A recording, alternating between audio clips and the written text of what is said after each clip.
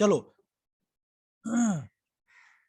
राहुल बारे क्या, हाँ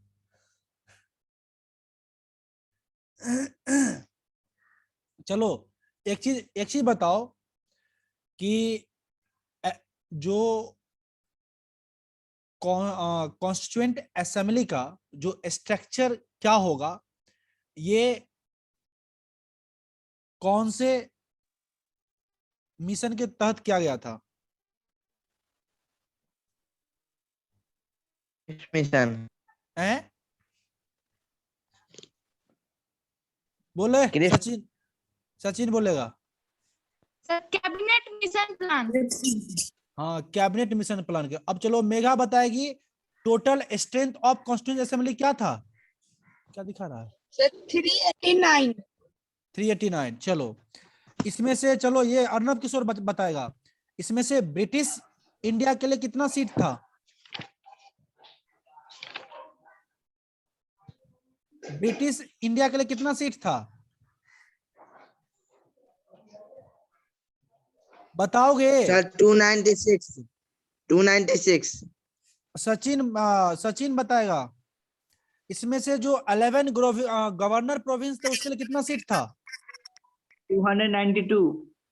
चलो ये क्या है, जिया, क्या नाम है? हाँ जिया, तुम बताओगी इसमें से जो चीफ कमिश्नरी प्रोविंस थे उसके लिए कितना सीट था?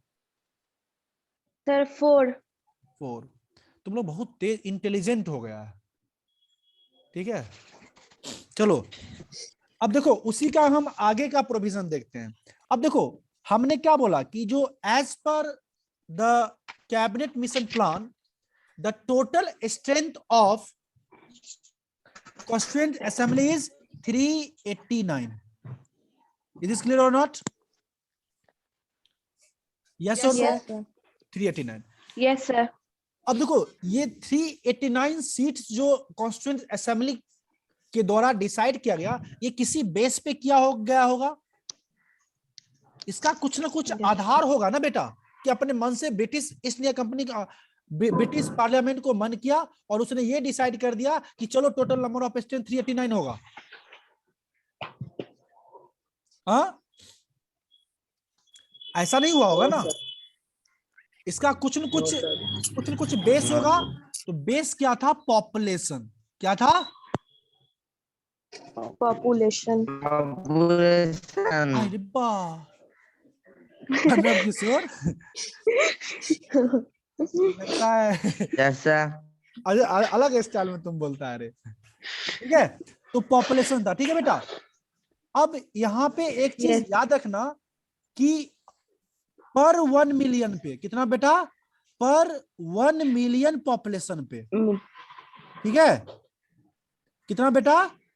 पर 1 मिलियन पॉपुलेशन पे 1 सीट एलोकेट किया गया। कितना सीट एलोकेट किया गया? 1 सीट। It is clear?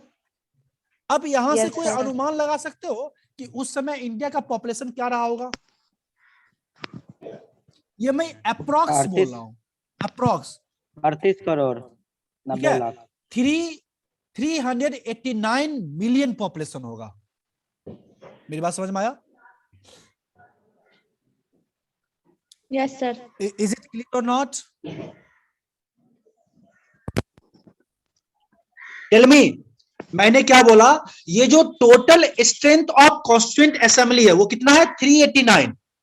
और ये जो डिजिट है 389, ये किसके बेस पे था? पॉपुलेशन के बेस पे। और क्या था? ये भी कैबिनेट मिशन प्लान के तहत डिसाइड किया गया कि पर 1 मिलियन पॉपुलेशन पे कितना सीट एलोकेट किए जाएंगे? 1 सीट। और उस समय इंडिया का पॉपुलेशन कितना रहा होगा? 389 मिलियन। इसलिए total number of seats that's were allocated to the constituent assembly is 389। It is clear? Yes sir. अरे क्लियर है? Yes sir. Yes sir. Yes sir. तो इस चीज को देखो, ये दूसरा प्रोविजन है, इसको भी लिख लो, ठीक है। कैबिनेट मिशन प्लान में यस यस, ये जितने भी प्रोविजन किए गए हैं, अभी मैं जो भी प्रोविजन बताऊंगा सारा का सारा प्रोविजन कैबिनेट मिशन प्लान के ही तहत किया गया। और ये नेहा कुमारी बताएगी कि कैबिनेट मिशन प्लान कब आया था बेटा।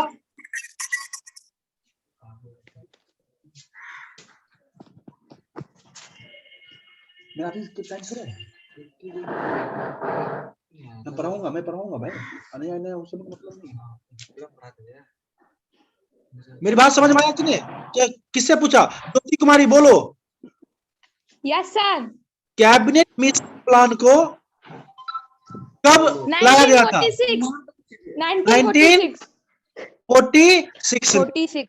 नेहा कुमारी अगर नहीं पढ़ते हो तो मेरे क्लास में मत आओ।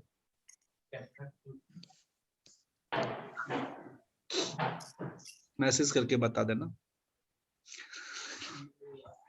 ठीक है? Is this clear? Yes sir. चलो यस सर। तो अब आगे का पॉइंट देखो। देखो हम लोग एक चीज देखे थे कि 1909 में ब्रिटिश पार्लियामेंट में कुछ पास किया गया था। कुछ पता है किसी को क्या हुआ था इसमें?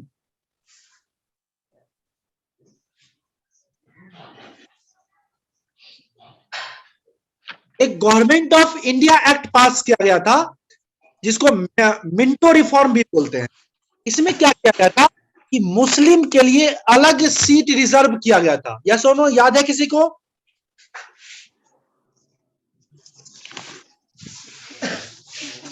हाँ यस सर। मतलब देखो, जो मुस्लिम होंगे उनके लिए सीट रिजर्व किया गया था। मतलब जहां पे मुस्लिम की संख्या ज्यादा होगा वहां पे मुस्लिम ही। क्या कर रहा? इको हो रहा। सचिन म्यूट कर लो बेटा, इको हो रहा। ठीक है। यस। उसी तरह 1919 में भी एक चेम्सफोर्ड रिफॉर्म आया था। ठीक है। इसमें क्या किया गया था? सिख के लिए, ठीक है, और अलग अलग कास्ट के लिए, और सिख के लिए मेनली, उसमें भी उनके लिए अलग इलेक्टोरल कॉलेज बनाया गया था जो स्पेशली सिख के होंगे। ठीक है। ये सब कभी जाके सर्च करना कि 1909 का और 1919 का इसमें क्या रिफॉर्म आया था। ठीक है, एक बार जाके सर्च करना, पता चल जाएगा। इसमें मिंटो रिफॉर्म था, इसमें था चेम्सफोर्ड रिफॉर्म कुछ करके था। ठीक है, एक बार इसको देख लीजिएगा जाके। इसमें सिख्स के लिए, सिख जानते हो ना? सिख के लिए सीट रिजर्व किया गया था कि जो कॉन्स्टिट्यूएंसी को सिख के लिए रिजर्व किया गया, वहां पे सिर्फ सिख कैंडिडेट ही खड़ा होंगे और वोट भी कौन करेगा? सिर्फ और सिर्फ सिख। ठीक है। उसी तरह जो 1909 में मुस्लिम के लिए सीट रिजर्व किया गया, जो एक पर्टिकुलर कॉन्स्टिट्यूएंसी जो खड़ा कौन होंगे? सिर्फ और सिर्फ मुस्लिम खड़ा हो सकते हैं और वोट भी कौन करेगा? सिर्फ और सिर्फ मुस्लिम करेगा। बात समझ में आया? हाँ yes sir. Yes, sir. Yes sir. अब देखो, जो ब्रिटिश इंडिया को जो सीट मिला, ब्रिटिश इंडिया को कितना सीट मिला था? 296। यस और नो? Yes sir. और ये जो 296 सीट्स हैं, इसको फर्दर क्या किया गया? ग्रुप कर दिया गया, एलोकेट कर दिया गया, इसको डिवाइड कर दिया गया। किसके बीच में? मुस्लिम, सिख और जनरल के बीच में। बात समझ में आई कि नहीं? तो ये 296 सीट था इसका, ब्रिटिश इंडिया का। इसमें क्या होगा? सीट को एलोकेट किया गया कौन कौन कास्ट के लिए? मुस्लिम के लिए, सिख के लिए और जनरल के लिए। ठीक है। देखो यहां पर भी ब्रिटिश ईस्ट इंडिया कंपनी का डिवाइड एंड रूल पॉलिसी दिख रहा है। हाँ यस सर। हाँ, तो इस चीज को तीसरा प्रोविजन क्या था कि जो ब्रिटिश ईस्ट इंडिया को सीट एलोकेट किया गया, और ब्रिटिश ईस्ट इंडिया कंपनी को, ब्रिटिश इंडिया को कितना सीट एलोकेट किया गया? 296। और ये 296 सीट को फर्दर डिवाइड कर दिया गया किसके बेस पे? On the base of religion. और कौन कौन रिलीजन के बीच में? Between Muslim, Sikh and general. It is clear? Yes, sir. हाँ, Yes, sir. हाँ, हिंदू जनरल में, sir. जो ब्राह्मण होते हैं वो सब जनरल में, सारे जनरल में। It is clear? Yes, sir. अब देखो, अब ये जो मेंबर होंगे, जो 296 मेंबर जो इलेक्टेड होंगे, ये जो इलेक्टेड मेंबर होंगे, ठीक है, ये कहां से, इसको कौन इलेक्ट करेगा? प्रोविंशियल लेजिस्लेटिव असेंबली के मेंबर। कौन इलेक्ट करेगा? Provincial legislative. Provincial legislative assembly के मेंबर, ठीक है। और ये जो इलेक्ट करेंगे, इसका वोटिंग मेथड क्या होगा? Proportional representation by means of single transferable vote. क्या होगा? Proportional representation by means of single transferable vote. It is clear?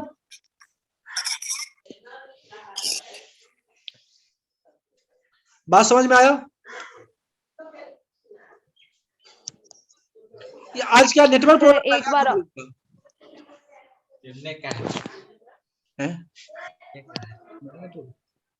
Network problem है क्या?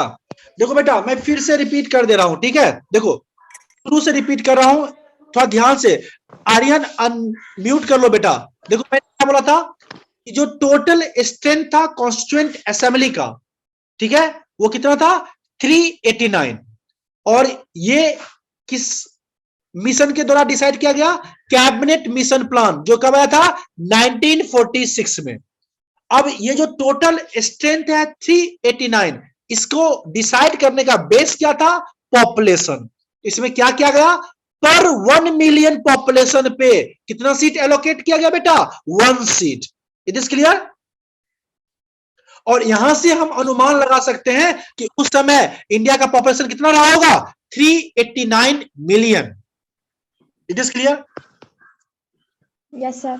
उसके बाद हम लोग क्या देखे थे? हम लोग देख रहे थे कि जो ब्रिटिश इंडिया था, ब्रिटिश इंडिया को कितना सीट एलोकेट किया गया था? 296। और प्रिंसली स्टेट को कितना किया गया था? 93। एम आई राइट और नॉट? Yes, sir. अब देखो, Yes, ये sir. जो 296 सीट है जो एलोकेट किया गया ब्रिटिश इंडिया को, इसमें से क्या होगा? इस सीट को डिवाइड कर दिया गया on the base of religion. और कौन कौन रिलीजन के बीच में? मुस्लिम, सिख और जनरल के बीच में। It is clear? Yes, sir. तो क्या यहां से हम एक कंक्लूजन Yes, sir. निकाल सकते हैं? क्या हम यहां से एक कंक्लूजन निकाल सकते हैं कि ये जो हमारा कॉन्स्टिट्यूएंट असेंबली होगा, जो मेरा कॉन्स्टिट्यूएंट असेंबली होगा, उसमें इंडिया के हर रिलीजन के लोग के रिप्रेजेंटेटिव होंगे? Yes sir. नहीं? Yes, sir. चलो, अब उसके बाद मैंने क्या बताया कि अब ये जो 296 मेंबर होंगे, उसको इलेक्ट कौन करेगा? क्या उस समय यूनिवर्सल एडल्ट फ्रेंचाइज लागू हो गया था? No sir. No. Universal adult franchise का मतलब क्या होता है? कि every citizen whose name is listed in the voter list without any discrimination, they have the right to vote. Yes और no? Yes, sir. Yes sir. उस समय universal adult franchise लागू नहीं हुआ था। उस समय क्या था? गिने चुने आदमी को अधिकार था किसी इसका वोट करने का। और गिने चुने आदमी किसको वोट करते थे? प्रोविंशियल लेजिस्लेटिव असेंबली के मेंबर के लिए। किसके लिए? Provincial legislative. Provincial legislative assembly के मेंबर के लिए, ठीक है। और ये जो प्रोविंशियल लेजिस्लेटिव असेंबली के मेंबर होंगे, वो क्या करेंगे? इस कॉन्स्टिट्यूएंट असेंबली के 296 मेंबर को इलेक्ट करेंगे। कैसे? Bye means of proportional representation by means of single transferable vote. proportional representation by means of single transferable vote. It is clear? Yes, sir. Yes, sir. अब आगे और प्रोविजन क्या गया भाई, ये जो 93 सीट्स हैं जो प्रिंसली स्टेट को एलोकेट किया गया, ये कैसे आएंगे? इसमें क्या किया गया, जो प्रिंसली स्टेट के जो हेड होंगे, कौन होंगे बेटा? हेड होंगे, वो क्या करेंगे, ये 93 मेंबर को नॉमिनेट करेंगे। क्या करेंगे? वो नॉमिनेट करेंगे, ठीक है? हाँ, Yes, sir. तो ये प्रोविजन सब किसमें किया गया था? कैबिनेट मिशन प्लान ऑफ 1946 में, ठीक है? तो आपको अब पता चल गया कि जो इंडिया के लिए जो कॉन्स्टिट्यूएंट असेंबली होगा उसका स्ट्रक्चर कैसा होगा। Yes sir. हाँ, Yes, sir. तो सबसे पहले क्या पता चला, उसमें कितने मेंबर होंगे? 389 होंगे, जिसमें से 296 क्या होंगे? ब्रिटिश इंडिया के होंगे। 93 कहां से होंगे? प्रिंसली स्टेट्स होंगे।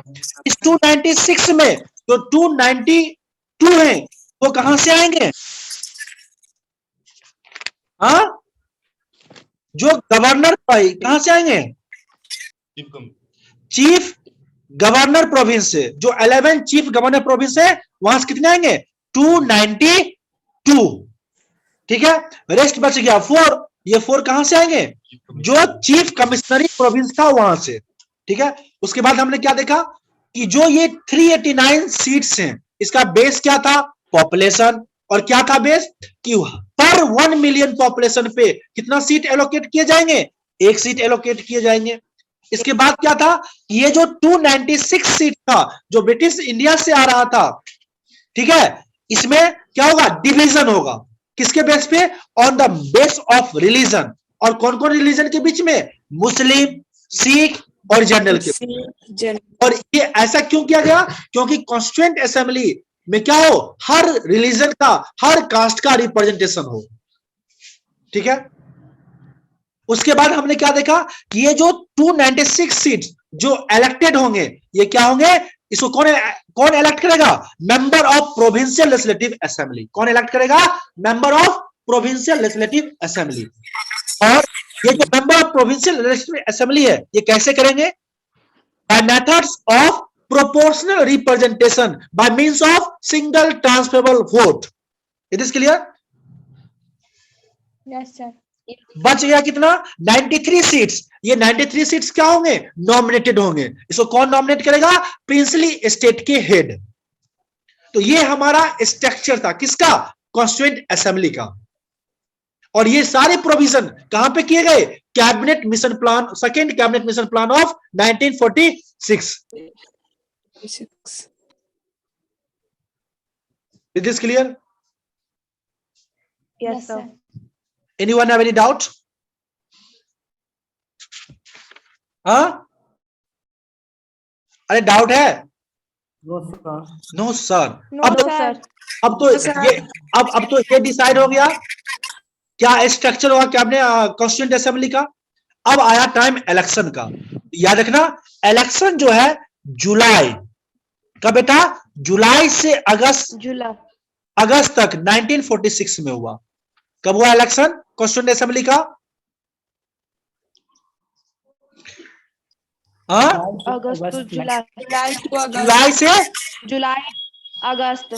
जुलाई से अगस्त के बीच में। और इसमें याद रखना कि ये जो इलेक्शन हुआ इसमें 208 सीट, 208 सीट कौन जीता? कांग्रेस। कौन जीता बेटा? कांग्रेस। इंडियन नेशनल कांग्रेस, ठीक है? देखो ये जो इलेक्शन कितने सीट पे होने थे? 296 पे। और कब हुए? जुलाई से अगस्त के बीच में। कब? 1946 में। इसमें से 208 सीट्स कौन जीता? Indian national Congress. बात समझ में आई? और जो 73 सीट है, कितना सीट है बेटा? 73 सीट ये जीत के आया कौन? मुस्लिम लीग। कौन है बेटा? मुस्लिम लीग, ठीक है? और रेस्ट कितना बच गया? 15 सीट। ये 15 सीट अदर छोटे मोटे पार्टी जीत के आए थे। It is clear? समझ में आया जी? आई रिपीट कि कॉन्स्टिट्यूएंट असेंबली के लिए जो 296 सीट पे जो इलेक्शन होना था वो कब हुआ? जुलाई अगस्त 1946 में।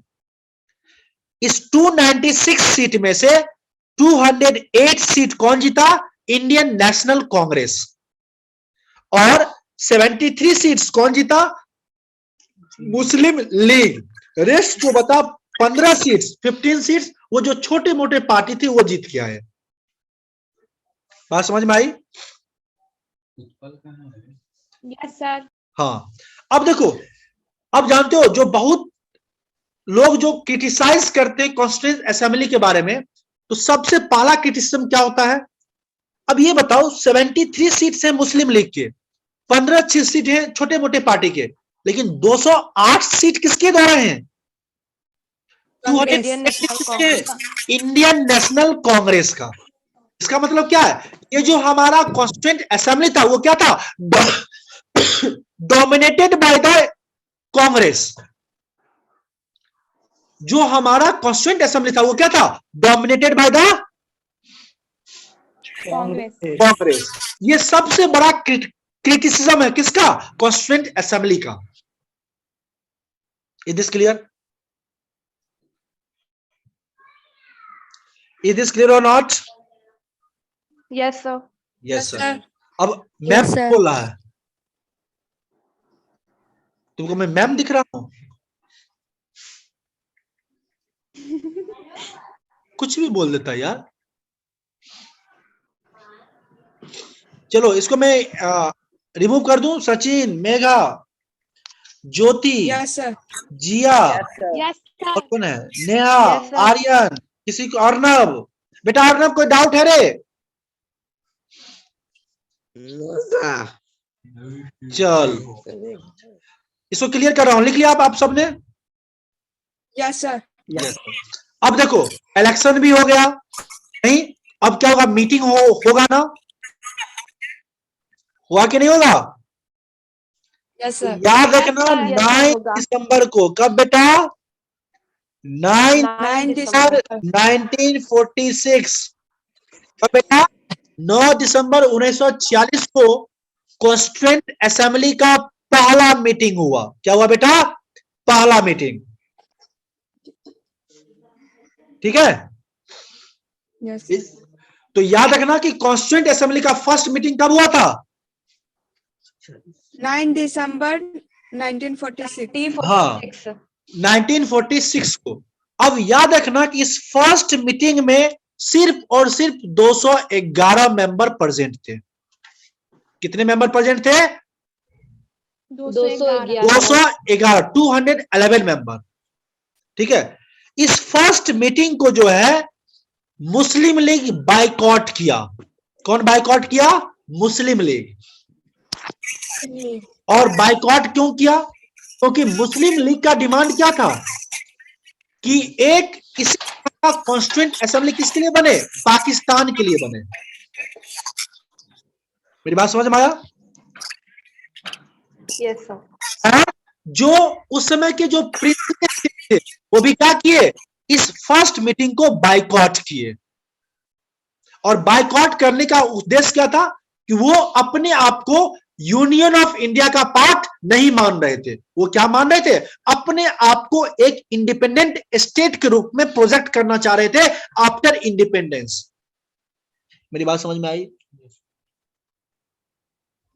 Shall I repeat? Yes, sir. Yes sir. The meeting that was held on 9 December 1946 was attended by only 211 members. Okay? Because Muslim League plus the princely head of the princely state boycott this meeting. Now there is a question in your mind that why the Muslim League boycott this meeting? Because they demand two nations. They demand Pakistan and they want another constituent assembly for Pakistan. That's why the Muslim League boycott this meeting. और जो princely state थे, they want to project themselves as an independent state after independence. That's why Muslim League as well as mostly princely state boycott the first meeting of the Constituent Assembly that was held on 9 December 1946. Is this clear? Yes. Yes, sir. Yes, sir. चलो अब देखो क्या था. France में एक क्या कर सकते हो, एक प्रचलन है. कहां पे? फ्रांस में. वहां प्रचलन क्या है कि जो सबसे बुजुर्ग आदमी होते हैं, जो सबसे ओल्डेस्ट आदमी होते हैं, उसी को मीटिंग का चेयरमैन बना दिया जाता है. उसी की अध्यक्षता में मीटिंग होती है. मेरी बात समझ में आया? Yes, sir.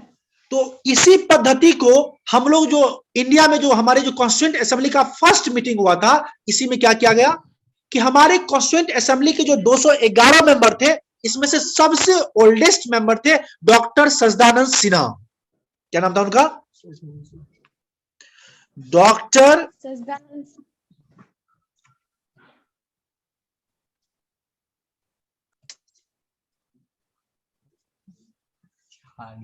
सच्चिदानंद सिन्हा. ठीक है. तो याद रखना कि जो पहला कॉन्स्टिट्यूएंट असेंबली का मीटिंग हुआ था 9 दिसंबर 1946 को, उसको चेयर कौन किए थे? डॉक्टर सच्चिदानंद सिन्हा. क्यों? क्योंकि ये सबसे ओल्डेस्ट मेंबर थे. किसके? कॉन्स्टिट्यूएंट असेंबली के. और ये चीज हम लोग कहां से फॉलो किए? फ्रांस से. मेरी बात समझ में आई? Yes, sir. Yes, sir. तुम ही पढ़ लो. पढ़ लो, ज्ञान ज्ञान बटोर लेना चाहिए जहां मिले तहां. ठीक है, मेरी बात समझ में आ गई? Yes, sir. चला रिपीट. तो इस चीज को याद रखना कि कॉन्स्टिट्यूएंट असेंबली का फर्स्ट मीटिंग कब हुआ था? 9 दिसंबर 1946 को, जिसमें कितने मेंबर पार्टिसिपेट किए थे? 211 मेंबर. जिसको बायकॉट कौन किया था? मुस्लिम लीग प्लस प्रिंसली स्टेट. ठीक है. इसको चेयर कौन किया था? डॉक्टर सच्चिदानंद सिन्हा, जो क्या थे? इस 211 मेंबर में से सबसे ओल्डेस्ट मेंबर थे. ठीक है. और ये प्रचलन कहां से लिया गया? फ्रॉम फ्रांस से. It is clear? Yes, sir. Yes, sir. अब दूसरा मीटिंग होता है. क्या होता है बेटा? दूसरा मीटिंग. और दूसरा मीटिंग कब हुआ? 11 दिसंबर. कब हुआ बेटा? 11 दिसंबर 1946 को. कब हुआ? 11 दिसंबर 1946 को. कॉन्स्टिट्यूएंट असेंबली का जो सेकेंड मीटिंग हुआ, वो कब हुआ? 11 दिसंबर 1946 को. और इस जो सेकेंड मीटिंग हुआ, इसमें डॉक्टर राजेंद्र प्रसाद को, किसको बेटा? डॉक्टर राजेंद्र प्रसाद को क्या किया गया? कॉन्स्टिट्यूएंट असेंबली का चेयरमैन चुना गया, प्रेसिडेंट चुना गया. बात समझ में आई? Yes, sir. Yes, sir. On 11 December 1946, the second meeting of the Constituent Assembly was held, and in that meeting, Dr. Rajendra Prasad was elected as the president of the Constituent Assembly. Is this clear? Yes, sir. Yes, sir. Anyone have any Yes, doubt? sir. No, sir. No, sir. No, sir. और उसके साथ साथ जो दो vice president को चुना गया. कितने वाइस प्रेसिडेंट को चुना गया?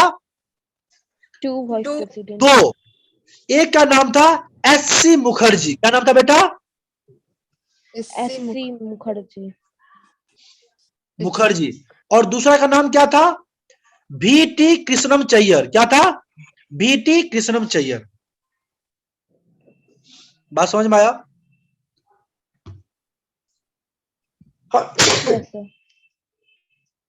मैंने क्या बोला कि 11 दिसंबर 1946 को जो कॉन्स्टिट्यूएंट असेंबली का दूसरा मीटिंग हुआ था, उसमें डॉक्टर राजेंद्र प्रसाद जी को क्या चुना गया?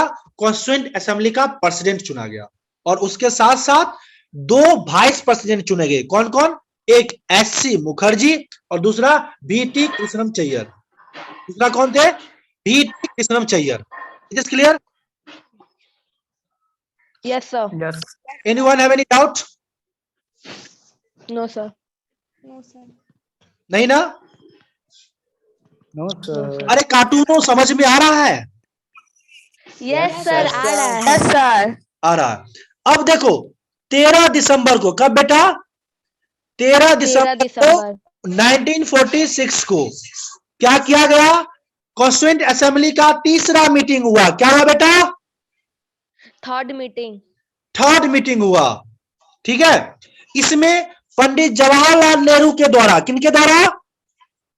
पंडित जवाहरलाल नेहरू। पंडित जवाहरलाल नेहरू हमारे क्वेश्चन का ऑब्जेक्टिव रेजोल्यूशन जो होता है वो प्रस्तुत किया गया। बात समझ में आया?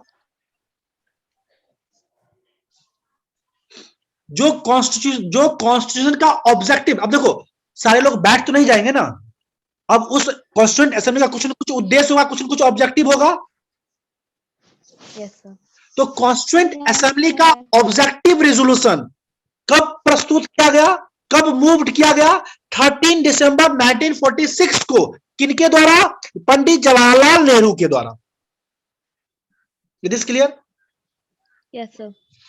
On 13 December 1946, Pandit Jawaharlal Nehru moved the objective resolution of the Constituent Assembly.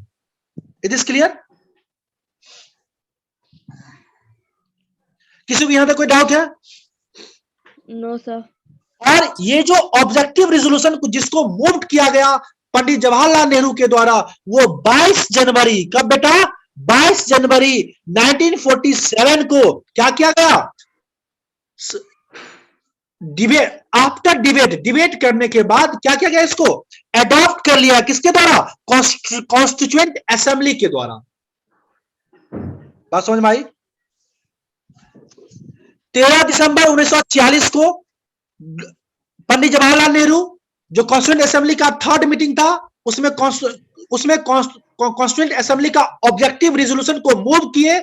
ये ऑब्जेक्टिव रेजोल्यूशन डिबेट और डिस्कशन के बाद, मतलब सर्वसम्मति से 22 जनवरी 1947 को कॉन्स्टिट्यूएंट असेंबली के द्वारा एडॉप्ट कर लिया गया। It is clear? और यह ऑब्जेक्टिव रेजोल्यूशन आगे चल के हमारे कॉन्स्टिट्यूशन का प्रीएम्बल का रूप लिया। It is clear? किसी को अभी तक कोई डाउट है? आगे हम लोग कल पढ़ेंगे। किसी को यहां तक कोई डाउट है? No, sir. Anyone have any doubt? No.